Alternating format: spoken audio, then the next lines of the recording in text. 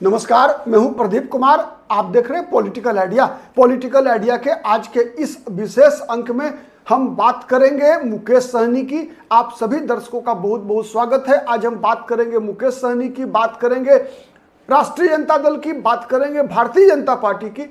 इसलिए बात करेंगे कि मुकेश सहनी वर्तमान समय में एक ऐसे दोराहे पर खड़ा है जहां से या तो मुकेश सहनी नाम का उभरता हुआ सितारा अस्त हो जा सकता है या फिर इसका उदय ऐसा होगा कि दुनिया देखेगी, बिहार याद करेगी। आज हम बात मुकेश सहनी की करेंगे, इसलिए करेंगे कि विगत दिनों राष्ट्रीय जनता दल में दूसरे नंबर के नेता पद के सब राष्ट्रीय जनता दल के संविधान के मुताबिक, व्यवहारिक रूप से नहीं, व्यवहारिक रूप से तो एकमात्र नेता है तेजस्वी यादव, लेकिन राष्ट्रीय जनता दल के राष्ट्रीय महासचिव अब्दुल बारी सिद्दीकी ने कहा कि मुकेश सहनी के साथ हमारा कोई कमिटमेंट नहीं है कि मुकेश सहनी को हम डिप्टी सीएम बनाएंगे। आप याद कीजिए, पिछला विधानसभा चुनाव 2020 का बिहार विधानसभा चुनाव यही हुआ था होटल मोढ़िया में, जब मुकेश सहनी को संयुक्त संवाददाता सम्मेलन से यह कहते हुए उठकर निकल जाना पड़ा कि तेजस्वी यादव ने धोखा किया है, पीठ में छुरा भोंका है। 22 सीटों की बात थी, 22 सीटें नहीं मिली। डिप्टी सीएम का बात था, नहीं मिला। अब्दुल बारी सिद्दीकी ने पिछली बार के भी कमिटमेंट को नकार दिया, इस बार भी कोई कमिटमेंट होने की बात को नकार दिया। अब क्या करेंगे मुकेश सहनी? मुकेश सहनी के साथ यही काम 2020 के विधानसभा चुनाव के बाद जब वो मंत्री बने बिहार में, तो बीजेपी ने उनको मंत्रिमंडल से बर्खास्त करके वही काम किया। उनके विधायकों को पार्टी में शामिल करा लिया गया। मतलब 2 चुनाव मुकेश सहनी लड़ते हैं राष्ट्रीय जनता दल के साथ, 1 चुनाव लड़ते हैं बीजेपी के साथ, परिणाम वही ढाक के 3 पात। तीनों का परिणाम एक ही हुआ। हर बार चाहे वो बीजेपी के साथ जाए, चाहे राष्ट्रीय जनता दल के साथ जाए, हर दल मुकेश सहनी का उपयोग करना चाहता है, लेकिन बदले में मुकेश सहनी को देना नहीं चाहता। आज राष्ट्रीय जनता दल के कई नेता ये कहते हुए सुने जा रहे हैं कि अरे मुकेश सहनी के पास वोट है, 1-1.5% वोटे है उसके पास, चला है डिप्टी सीएम बनने, 60 सीट मांगता है, अपना औकात भूल गया है। आप बीजेपी के नेताओं से बात कीजिए, बीजेपी के नेता भी यही बात बोलेंगे कि अरे मुकेश सहनी को कोई औकात है, उसको कौन देगा उतना सीट, 10 सीट बहुत है उसके लिए, और डिप्टी सीएम। तो मित्रों, मेरा कहना सीधा है, मुकेश सहनी और मुकेश सहनी की पार्टी के लोगों को एक सबसे बेहतर तरीका है। देखिए, राजनीति संभावनाओं का खेल है और राजनीति में कोई किसी व्यक्ति का सगा नहीं होता, किसी का कोई सगा नहीं है। आपने देखा है, मुलायम सिंह यादव का अखिलेश यादव नहीं हुआ, तेज प्रताप यादव का तेजस्वी यादव नहीं हुआ, तो मुकेश सहनी का कौन होगा? काहे का होगा बीजेपी और काहे की होगी तेजस्वी यादव? सोच के देखिए।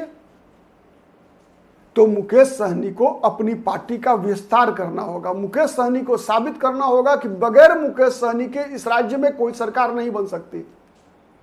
क्या विकल्प है? तो मुकेश सहनी के पास विकल्प है मान्यवर कांसीराम के वाला, बहुजन समाज पार्टी वाला। बहुजन समाज पार्टी के प्रमुख कांसीराम कहा करते थे कि पहला चुनाव हम लड़ते हैं हराने के लिए, दूसरा चुनाव पहचान बनाने के लिए, तीसरा चुनाव जीतेंगे। लेकिन दुर्भाग्य से मुकेश सहनी ने जब से पार्टी का निर्माण किया, तब से मुकेश सहनी केवल चुनाव जीतने के लिए ही चुनाव लड़ते हैं। इसीलिए मुकेश सहनी की पार्टी का अब तक जमीन पर विकास नहीं हो पाया। इस बात को स्वीकार करना होगा मुकेश सहनी को, और मुकेश सहनी को लंबे संघर्ष के लिए तैयार रहना होगा। एक चुनाव 2025 का बिहार विधानसभा चुनाव, मुकेश सहनी अपनी शक्ति का प्रदर्शन करना चाहिए। मुकेश सहनी को अपनी ताकत मुकेश सहनी को दिखाना चाहिए, वैसे ही जैसे 1989 के चुनाव में कांसीराम ने दिखाया। 1988 के लोकसभा चुनाव जब इलाहाबाद से हुआ था, तो बीपी सिंह के खिलाफ कांसीराम चुनाव लड़े थे इलाहाबाद में, 70,000 वोट आया था, पूरे देश में चर्चा का विषय बना था।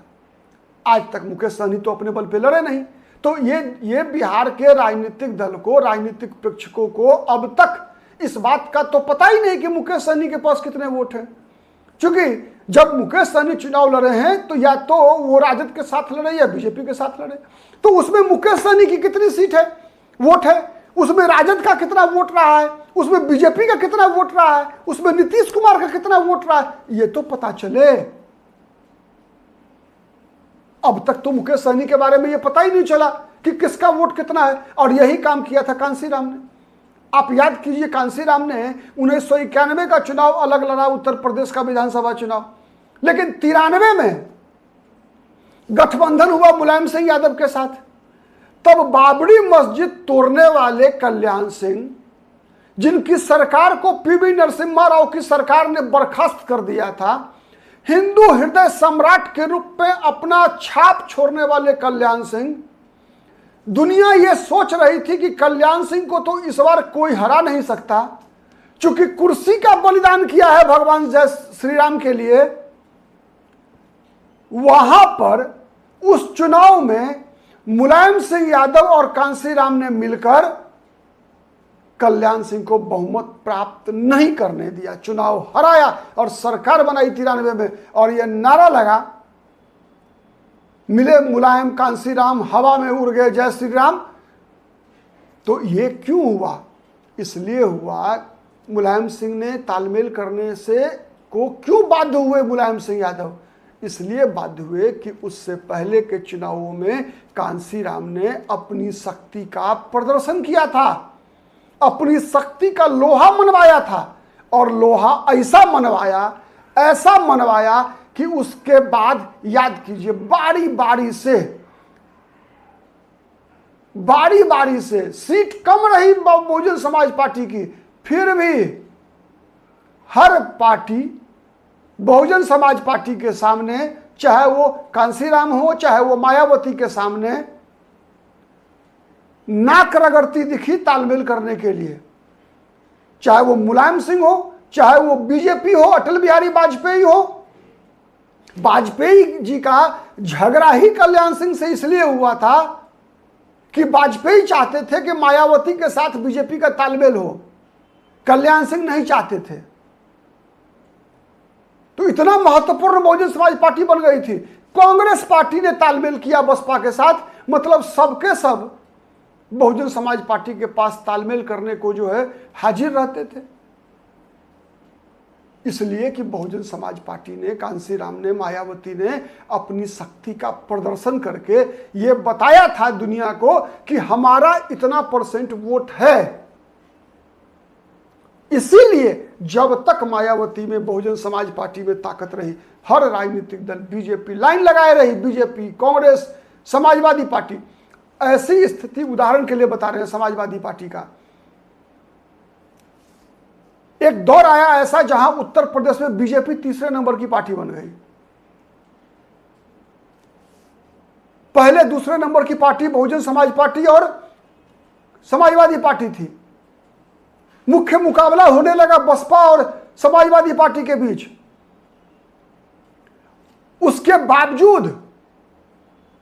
बावजूद 2019 के लोकसभा चुनाव में अखिलेश यादव मायावती के चरणों में लेट गए कि बुआ किसी तरीके से गठबंधन कर लीजिए। इस सच्चाई के बावजूद कि मुलायम सिंह और मायावती के बीच संबंध क्या हुआ था, कौन सी घटना घटी थी, दुनिया जानती है कि इतना घटिया घटना देश के राजनीतिक इतिहास में कभी नहीं हुआ, जब किसी राजनीतिक दल के महिला प्रमुख के साथ दुर्व्यवहार करने का प्रयास किया गया मुलायम सिंह यादव समाजवादी पार्टी के लोगों के द्वारा। गेस्ट हाउस में विधायकों को बंधक बना लिया गया हथियारों के बल पर। और मायावती के साथ तो खैर जो करने का प्रयास किया गया, मनाइए कि वहां ब्रह्मदत्त द्विवेदी जैसा व्यक्ति था उत्तर प्रदेश में जिसने मायावती की प्रतिष्ठा बचाई, इज्जत बचाई। उसके बावजूद अखिलेश यादव, उसी मुलायम सिंह यादव के पुत्र, मायावती के चरण में लेट गए। ये मायावती के वोट के शक्ति का एहसास कराने का परिणाम था। खैर बाद में गठबंधन टूट गया। तो यही सब सर्वश्रेष्ठ रास्ता है मुकेश सहनी को। मुकेश सहनी भी एक चुनाव लड़कर बिहार में ये बताने की आवश्यकता है कि मुकेश सहनी के पास कितना % वोट है। उसके बाद डिप्टी सीएम क्या, सीएम भी मानेंगे लोग मुकेश सहनी को बिहार में, क्योंकि वर्तमान राजनीतिक परिस्थिति में अति पिछड़ा वर्ग से कोई राजनेता नहीं है बिहार में। और अगर सही तरीके से मुकेश सहनी अति पिछड़ा की राजनीति कर सके तो एक ऐसा समीकरण बन सकता है बिहार की राजनीति में मुकेश सहनी निर्माण कर सकते हैं जो अजेय हो सकता है। दुनिया में कुछ भी असंभव नहीं है, राजनीति में तो और नहीं है। उदाहरण के लिए बता रहा हूं आपको, केवल याद कीजिएगा। बहुजन समाज पार्टी एक दौर में नारा लगता था, तिलक तराजू और तलवार, इनको मारो जूते चार।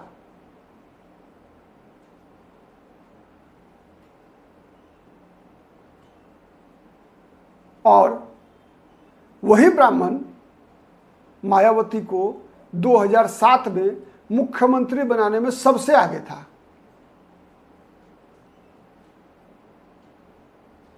सबसे आगे था। और मायावती की पार्टी में नंबर 2 पर सतीश चंद्र मिश्रा हुआ करते थे। और बसपा को कहा जा रहा था कि ब्राह्मण और दलित के समीकरण से ही चुनाव जीती थी। 2007 में बहुमत की सरकार मायावती बनाई थी। तो राजनीति में कुछ भी असंभव नहीं है। कल मुकेश सहनी के पास अगर अपना एक अस्थाई वोट बैंक अगर मुकेश सहनी का तैयार होता है तो समाज के अन्य वर्ग भी कई बार आपको जिताने नहीं बल्कि किसी दूसरे को हराने के लिए आपके साथ आ जाते हैं लोग। तो डिप्टी सीएम क्या, आप सीएम बनेंगे। 60 सीट क्या, आप 160 सीट लड़ेंगे। तो इसीलिए मुकेश सहनी को खुद एक चुनाव लड़िए, अपने बलबूते पर लड़िए, कांसीराम के रास्ते पर चलिए। कांसीराम भी केवल दलितों का ही पार्टी नहीं बनाए थे, कई और लोगों को जोड़ा था। आप भी केवल मल्लाहों की पार्टी मत रखिए, बढ़ाइए, इसको जोड़िए। नहीं तो ठीक है, एक चुनाव और लड़ लीजिएगा, लेकिन अल्टीमेटली आपका राजनीतिक वजूद जो होता है ना, वो नहीं बनेगा सह मुकेश सहनी जी। आज के लिए इतना ही। बहुत बहुत धन्यवाद। नमस्कार। जय हिंद, जय भारत।